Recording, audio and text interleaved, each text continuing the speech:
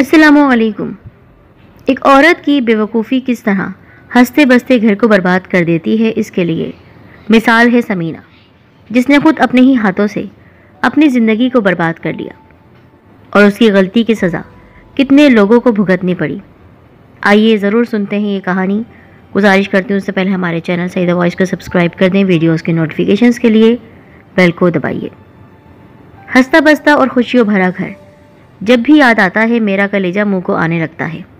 کاش میں جہان آباد کے زمیندار کی دعوت پر اس کے گھر نہ گئی ہوتی۔ کچھ ایسا سحر تھا اس کی آنکھوں میں کہ جب وہاں سے واپس آئی تو میں نے خود کو بے بس پایا۔ اس سے پہلے میں نے جاوید کو دیکھا بھی نہیں تھا، مگر پہلی ہی ملاقات میں وہ میرے دل میں اتر گیا۔ اس کی پروکار شخصیت اور گفتگو کے دلکش انداز نے میرے ذہن کو ایک دم بدل دیا۔ جتنی دیر میں وہاں بیٹھی رہی میری سوچ اسی کے گرد گھومتی رہی، اور پھر گھر آ کر میں نے خود کو اسی کے بارے میں سوچتا ہوا پایا۔ میری خوشگوار ازدواجی زندگی میں اب زہر شامل ہونا شروع ہو گیا تھا۔ اسے میں اپنی بدقسمتی کہوں کہ میں اس سے متاثر تھی، اور وہ بھی اپنے دل میں میرے لیے ایک جذبہ محسوس کرنے لگا تھا۔ پھر اسی جذبے کو پروان چڑھانے کے لیے وہ ہر دوسرے تیسرے روز ہمارے ہاں آنے لگا۔ ظاہر ہے میرے شوہر سے ملنے آیا کرتا تھا، لیکن میں اس کی آمد کا اصل مقصد پہلے دن ہی جان گئی تھی، کیونکہ اس کی باتوں اور نظروں کی مخاطب عموماً میں ہی رہتی۔ میرے شوہر بھی اس بات کو یقیناً محسوس کرنے لگے تھے، لیکن انہیں مجھ پر اس قدر اعتماد تھا کہ وہ میری گمراہی کا تصور بھی نہیں کر سکتے تھے، اور جب تک انہیں اس بات کا احساس ہوا بات بہت آگے بڑھ چکی تھی۔ میں انہیں چھوڑ کر اپنی آئندہ زندگی میں آنے والے نئے ساتھی کا انتخاب کر چکی تھی۔ دراصل میرے دل کے کسی کونے میں جاوید کی محبت جو بس چکی تھی وہ حالات کی وجہ سے دبی ہوئی تھی، لیکن اس کے مسلسل آنے سے وہ محبت کھل کر سامنے آ گئی۔ لیکن جو ہی تنہائی ملی ہم دونوں نے بلا سوچے سمجھے اقرار محبت کر لیا۔ میرے شوہر کی چند دنوں کی دوری نے ہمیں ایک دوسرے کے بے حد قریب کر دیا، لیکن صرف روحانی طور پر، اور یہی وہ بڑی وجہ تھی جس نے مجھے جاوید کی شخصیت کا مزید گرویدہ بنا دیا۔ ہم خاصی دیر تک تنہا رہے، مگر اس دوران اس نے ایک مرتبہ بھی مجھے چھونے کی کوشش نہیں کی، اور جب میرے شوہر واپس آئے تو میری دنیا ہی بدل چکی تھی۔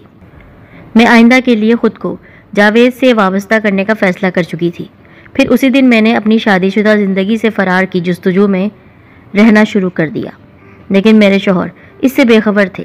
کتنے سادہ اور مخلص تھے وہ کہ میں ان سے دامن چھڑانے کی تدبیریں کر رہی تھی، اور وہ بدستور میرے ساتھ اچھا رویہ رکھ رہے تھے۔ کبھی کبھار میں سوچتی اس قدر چاہنے والے شوہر اور 3 پیارے پیارے بچوں کو میں کیسے چھوڑ سکوں گی، لیکن میرے ذہن میں جاوید کے عشق کا جو بھوت سوار تھا اس نے سب کچھ بھلا دیا۔ جاوید سے اقرار محبت کے اگلے روز ہی میری گھریلو زندگی میں خلل واقع ہونے لگا۔ میں نے گھر گھرستی اور بچوں میں دلچسپی لینا چھوڑ دی، شوہر سے بے نیاز رہنے لگی۔ یہ صورتحال دیکھ کر میرے شوہر بہت فکر مند ہوئے، اور ایک دن انہوں نے مجھ سے سوال کیا، تمہاری طبیعت تو ٹھیک ہے سمینہ؟ آپ کو اس سے کیا؟ میں نے تلخی سے جواب دیا۔ اپنی معقول بات کا انتہائی نامعقول جواب سن کر وہ بڑے حیران ہوئے۔ تمہیں کیا ہو گیا ہے؟ تم تو ایک مثالی بیوی تھی۔ جواب میں نے زہر بھرے لہجے میں کہا، ہاں، اب آپ کو مجھ میں خامیاں ہی نظر آئیں گی۔ 5 سال ملازمہ بن کر خدمت جو کی ہے اس کا یہی صلہ ملنا ہے مجھے۔ اے اللہ مجھے اٹھا لے۔ وہ میری حالت دیکھ کر چلے گئے۔ ان کو سمجھ نہیں آ رہا تھا کہ میں ایسا کیوں کر رہی ہوں۔ ان دنوں میں نے بلا ناغہ جاوید کے گھر جانا شروع کر دیا، کیونکہ اب وہ ہمارے ہاں کم آنے لگا تھا، اور میری کیفیت یہ تھی کہ میں ایک لمحے کے لیے بھی اس کو دیکھے بغیر نہیں رہ سکتی تھی۔ حالانکہ وہ مجھ سے کہہ چکا تھا کہ میں شادی کروں گا تو تم سے، لیکن ڈاکٹر صاحب سے تمہاری علیحدگی کی ذمہ داری تم پر ہے، کیونکہ میں اس سلسلے میں ان کا سامنا نہیں کر سکتا۔ اور پھر ایک روز یہ سوچے بغیر کہ ہمارے معاشرے میں بیوی کا اپنے شوہر سے طلاق لینا کتنا معیوب ہے، میں نے ان سے طلاق کا مطالبہ کر دیا۔ اس پر ان کا چہرہ ایک دم بجھ گیا۔ انہوں نے کہا، میں سوچ نہیں سکتا تھا میرے ہوتے ہوئے کوئی دوسرا شخص تمہاری زندگی میں قدم رکھے گا۔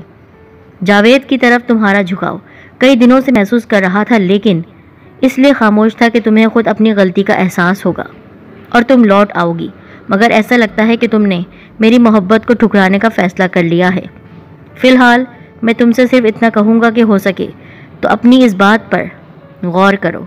لیکن میں نے ان کی اس بات کو اہمیت نہیں دی اور بدستور اپنی بات پر قائم رہی، جبکہ میرے شوہر نے اسی روز مجھے بتائے بغیر تمام واقعات اور تازہ ترین صورتحال سے میرے گھر والوں کو آگاہ کر دیا۔ تیسرے روز امی اور بھائی میرے گھر آ گئے۔ امی نے گھر میں داخل ہوتے ہی مجھے آڑے ہاتھوں لے لیا۔ ان کی ساری گفتگو مجھے آج تک یاد ہے۔ سمینہ، تمہارا دماغ تو نہیں چل گیا؟ پاگل ہو گئی ہو کیا؟ ایک ہی سانس میں مجھ سے کئی سوال کر ڈالے۔ مجھے خود معلوم نہیں تھا وہ سب کیا تھا۔ کبھی اپنی ماں کے سامنے زبان نہیں کھولی اور آج وہ بیٹی گستاخ لڑکی کی طرح منہ پھاڑ کر کہہ رہی تھی، ہر انسان کو اپنی مرضی کے مطابق زندگی گزارنے کا حق ہے امی۔ آپ نے میری شادی میری مرضی کے بغیر کر دی۔ میں نے بڑی کوشش کی کہ نباہ ہو جائے، مگر ایسا نہیں ہو سکا۔ اب میں مجبور ہو گئی ہوں۔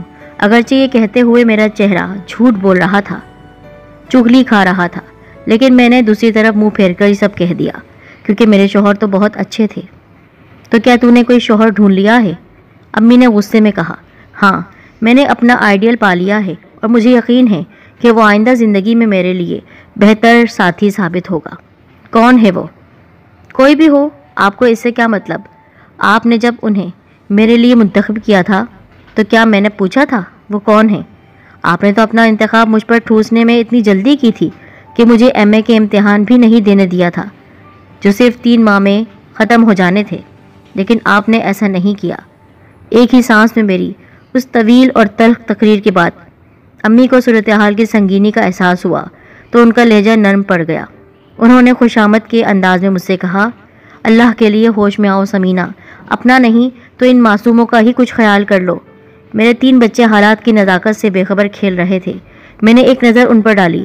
ایک دفعہ تو مجھے اپنے دل میں بہت درد محسوس ہوا، کٹتا ہوا محسوس ہوا، لیکن دوسرے ہی لمحے جاوید کی چاہت مجھ پر غالب آ گئی۔ میں نے ان کی طرف سے نظریں ہٹا کر بڑی تلخی سے کہا، امی، یہ میرا ذاتی معاملہ ہے، بہتر ہے کہ آپ اس میں دخل نہ دیں اور یہ سن لیں کہ میں ان سے علیحدگی کا فیصلہ کر چکی ہوں۔ اب دنیا کی کوئی طاقت مجھے اس پر عمل کرنے سے نہیں روک سکتی۔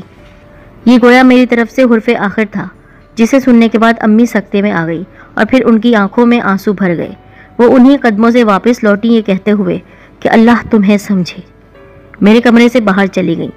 صحن سے گزرتے ہوئے وہ ایک دفعہ پھر رکی، کانپتے ہونٹوں سے میرے بچوں کو چوما اور کہا، تمہاری قسمت میرے بچوں۔ بعد میں معلوم ہوا کہ میرے بڑے بھائی اس دوران میرے شوہر کے پاس ہاسپٹل میں بیٹھے رہے۔ امی مجھ سے مل کر گئیں اور انہیں ساری صورتحال بتائی، جس کے بعد امی اور وہ گھر واپس چلے گئے۔ میرے شوہر اس رات گھر نہیں آئے۔ اگلی صبح ابھی میں سو رہی تھی کہ میرے سرہانے کھٹکا ہوا۔ میں نے آنکھیں کھول کر دیکھا، وہ میز پر کوئی چیز رکھ رہے تھے۔ مجھے بیدار ہوتا دیکھ کر انہوں نے کہا، میں نے تمہارا مطالبہ پورا کر دیا ہے، اللہ کرے تمہارا یہ فیصلہ تمہارے حق میں بہتر ثابت ہو۔ یہ کہتے ہوئے ان کی آواز بھرا گئی اور اگلے لمحے وہ کمرے سے باہر چلے گئے۔ میں ایک جھٹکے سے اٹھی اور ہاتھ بڑھا کر وہ کاغذ اٹھا لیا جو وہ ابھی ابھی رکھ کر گئے تھے۔ وہ طلاق نامہ تھا، میری ان سے آزادی کا پروانہ۔ ایک لمحے کے لیے تو مجھے یوں محسوس ہوا جیسے اسے پا کر میں بہت بڑی غلطی کر بیٹھی ہوں، لیکن جو ہی جاوید سے اپنی مستقل وابستگی کا خیال آیا، تمام خدشات ہوا ہو گئے۔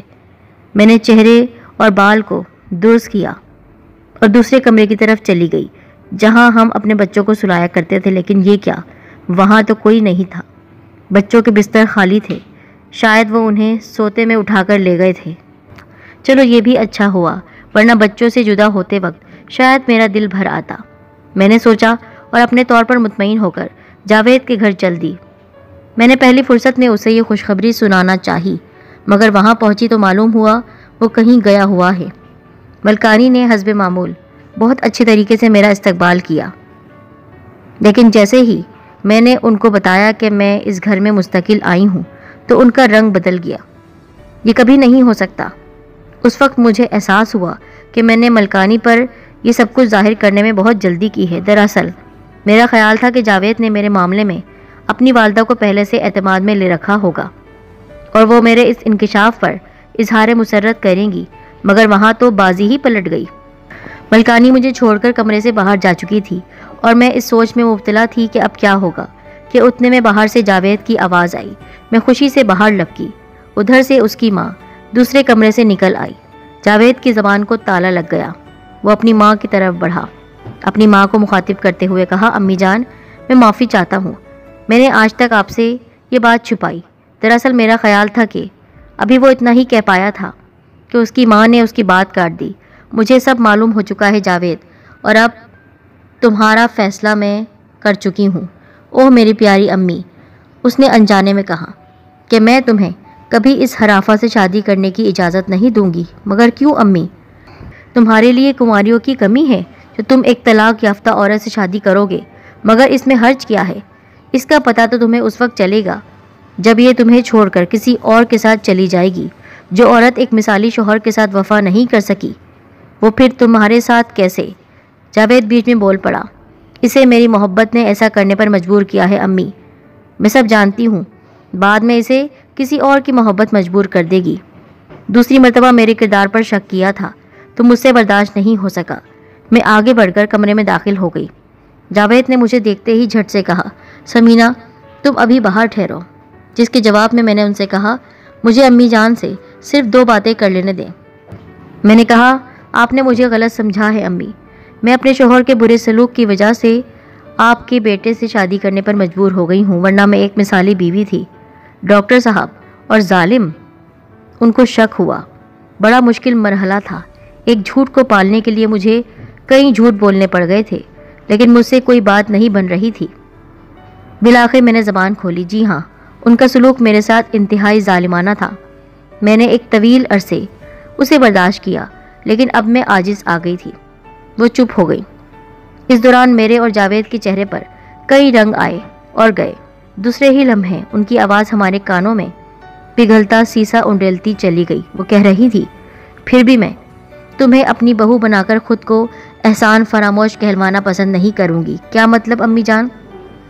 اس لیے کہ اس نے اس شخص سے بے وفائی کی ہے جس نے مجھے موت کے منہ سے نکالا تھا۔ اس نے مجھے زندگی دی تھی جب میں مر رہی تھی، تو اس کے شوہر نے ہی مجھے اس حال میں پہنچایا کہ آج میں تمہارے سامنے کھڑی ہوں۔ سو اسے اپنے گھر میں رکھنا احسان فراموشی نہیں تو اور کیا ہے؟ وہ تو مجھے طلاق دے کر یہاں سے چلے گئے ہیں، میں نے آخری کوشش کے طور پر کہا۔ وہ فرشتہ خصلت انسان کہیں بھی ہو، میں اس سے غداری کا تصور نہیں کر سکتی۔ مگر امی، جاوید اتنا ہی کہہ پایا تھا کہ انہوں نے بات کاٹتے ہوئے کہا، جاوید تم کسی طوائف سے شادی کر لو، مگر میں تمہیں اس کو اپنی شریک حیات بنانے کی اجازت نہیں دے سکتی۔ میں مایوسی کا شکار ہو گئی تھی۔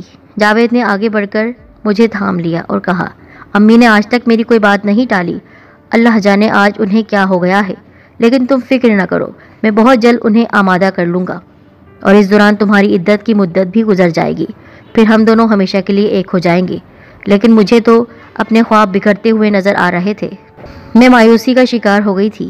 جاوید نے آگے بڑھ کر مجھے تھام لیا اور کہا، امی نے آج تک میری کوئی بات نہیں ٹالی، اللہ جانے آج انہیں کیا ہو گیا ہے، لیکن تم فکر نہ کرو، میں بہت جلد انہیں آمادہ کر لوں گا، اور اس دوران تمہاری عدت کی مدت بھی گزر جائے گی، پھر ہم دونوں ہمیشہ کے لیے ایک ہو جائیں گے۔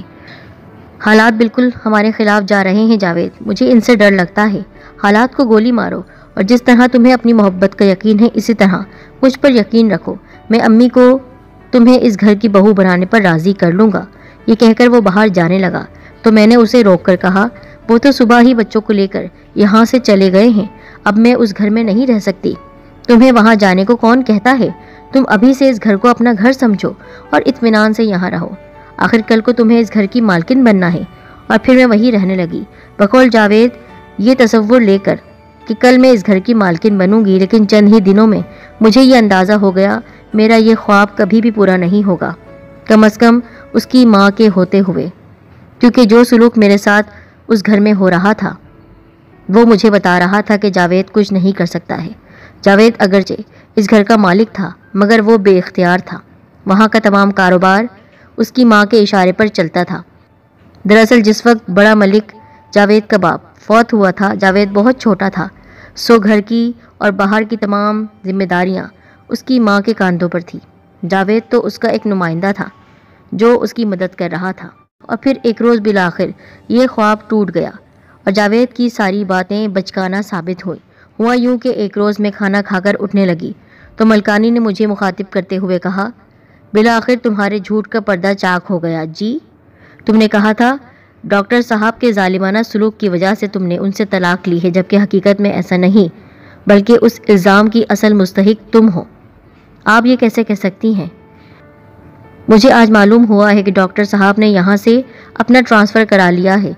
ہاسپٹل کا سارا عملہ اور پورا قصبہ اس بات پر حیران ہے کہ انہوں نے ایسا کیوں کیا، جبکہ وہ یہاں بہت مطمئن تھے۔ اب پتہ چلا کہ ان کے اس اچانک فیصلے کی وجہ تم ہو۔ تمہارے توہین آمیز رویے اور میرے بیٹے میں تمہاری دلچسپی نے انہیں یہاں سے چلے جانے پر مجبور کر دیا۔ اب بولو اپنی صفائی میں، کوئی اور جھوٹ تراشو۔ میرے پاس ملکانی کی اس بات کا کوئی جواب نہیں تھا، سو میں کچھ دیر کے لیے خاموش رہی۔ پھر میں نے کچھ کہنے کے لیے منہ کھولا ہی تھا تو اس نے تقریباً چیختے ہوئے کہا، اب تو تم میری بہو بننے کے خواب دیکھنا چھوڑ دو، شرافت سے اپنا راستہ ناپو۔ اب تک میں تمہیں صرف اس لیے برداشت کر رہی تھی شاید تمہاری باتوں میں کچھ حقیقت ہو، لیکن آج مجھ پر تمہارا کیا دھرا سب واضح ہو گیا۔ اب تم اس گھر میں ایک دن بھی نہیں رہ سکتی۔ پھر اس نے جاوید کو حکم دیا، جاوید تم بھی کان کھول کر سن لو، میرے جیتے جی یہ تمہاری دلہن نہیں بن سکتی، بہتر ہے کہ اسے آج ہی یہاں سے روانہ کر دو۔ امی جان میری بات تو سنیے۔ جاوید کچھ کہنے والا تھا، اس نے اسے چپ کرا دیا۔ میں کچھ نہیں کہنا چاہتی اور نہ سننا چاہتی۔ اس گھر میں اس کی ڈولی صرف میری لاش پر آ سکتی ہے۔ اور وہ اپنے کمرے میں چلی گئی۔ اب کیا ہوگا جاوید؟ ماں کے باہر جاتے ہوئے میں نے سوال کیا، جو اس وقت بالکل خاموش تھا۔ یوں لگتا تھا جیسے اس نے اپنی ماں سے ہار مان لی ہو۔ اس وقت مجھے شدت سے احساس ہوا کہ میں نے اپنی زندگی اس شخص کے ہاتھوں برباد کر دی جو اپنی ماں کے آگے کچھ بھی نہیں، جس نے ایک جھوٹا بھرم میرے سامنے رکھا ہوا تھا۔ میں نے اس کی محبت میں مبتلا ہو کر بہت بڑی غلطی کی ہے، لیکن اب تو جو ہونا تھا سو ہو چکا۔ اسی دوران ایک خیال میرے ذہن کے پردے پر ابھرا۔ جاوید ابھی تک چپ تھا۔ میں نے اس کے قریب ہوتے ہوئے کہا، جاوید کیا ایسا نہیں ہو سکتا ہم کسی دوسرے شہر میں جا کر شادی کر لیں اور اپنی علیحدہ زندگی کا آغاز کریں؟ تمہارا مطلب ہے میں ماں کو ہمیشہ کے لیے چھوڑ دوں؟ کوئی ضروری نہیں، کچھ عرصے بعد واپس بھی آ سکتے ہیں، ماں آخر ماں ہے۔ ممکن ہے ہمیں ایک بندھن میں بندھا دیکھ کر وہ ہار مان جائے۔ میں نے مشورہ دیا، تم امی جان کو نہیں جانتی، وہ اپنے قول کی بڑی پکی ہیں۔ میں نے ایک دفعہ ان کی نافرمانی کی تو وہ عمر بھر میری شکل نہیں دیکھیں گی۔ اس کا مطلب ہے تم نے مجھے دھوکہ دیا ہے۔ مجھے غصہ آ گیا، یہ بالکل غلط ہے۔ میں آج بھی تم سے پہلے جیسی محبت کرتا ہوں، مگر امی جان، وہ ٹوٹ کر بولا، تم مجھے تو چھوڑ سکتے ہو جس نے تمہارے لیے اپنا گھر بار، اپنے بچے چھوڑ دیے، لیکن اس ماں کو نہیں چھوڑ سکتے جو بلا وجہ کی ضد کر رہی ہے۔ دیکھو سمینہ، مجھے غلط نہ سمجھو، دراصل میں امی کو اس لیے نہیں چھوڑ سکتا کہ میرے علاوہ ان کا اس دنیا میں اور کوئی نہیں۔ انہوں نے مجھے نہ صرف ماں بلکہ باپ بن کر پالا ہے، اور پھر میرے یہاں سے چلے جانے پر اتنی بڑی جائیداد کس کے ہاتھ جائے گی؟ امی تم سے بہتر اچھا چلا سکتی ہیں، وہ اب بوڑھی ہو چکی ہیں، وہ اتنی ذمہ داریاں نہیں اٹھا سکتی۔ اس کا مطلب ہے تمہیں جائیداد مجھ سے زیادہ پیاری ہے۔ میں نے اسے اپنی محبت کا احساس دلانا چاہا، لیکن ایسا معلوم ہوتا تھا کہ وہ میرا پیار فراموش کر چکا ہے اور میرے لیے اپنی ٹھاٹھ والی زندگی ترک نہیں کر سکتا۔ میرے اس سوال کے جواب میں اس نے فیصلہ کن انداز میں کہا، میں تم سے محبت ضرور کرتا ہوں، لیکن تمہارے لیے اپنی ماں کو نہیں چھوڑ سکتا۔ ظاہر ہے اس کے بعد مزید اصرار فضول تھا۔ چنانچہ اپنی قسمت کو کوستی ہوئی سائمہ کے گھر آ گئی۔ سائمہ میری کلاس فیلو رہ چکی تھی۔ اس گھر میں رہتے ہوئے میں نے ایم اے کی تیاری شروع کر دی۔ شادی سے پہلے جہاں سے میں نے تعلیم چھوڑی تھی وہیں سے دوبارہ شروع کر دی، اور پھر ایک پرائیویٹ کالج میں لیکچررشپ مل گئی مجھے، اور میں دوسرے شہر میں آ گئی۔ آج اس واقعے کو 13 سال گزر چکے ہیں، مگر میں اب بھی اسے نہیں بھول پائی۔ خدا را اپنی زندگی کسی بھی اجنبی کے لیے برباد مت کیجیے گا، کیونکہ وہ اپنے ماں باپ کے ہاتھوں بہت مجبور ہوتا ہے۔